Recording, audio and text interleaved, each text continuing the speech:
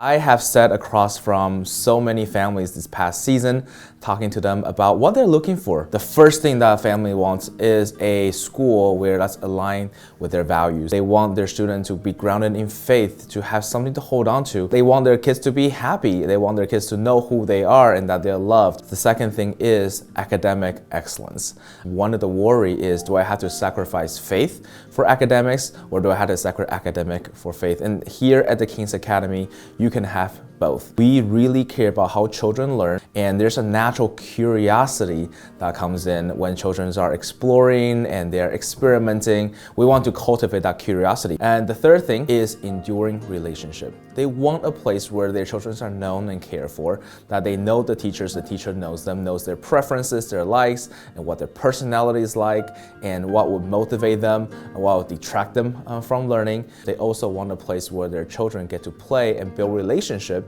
with other students. The last part is servant leadership.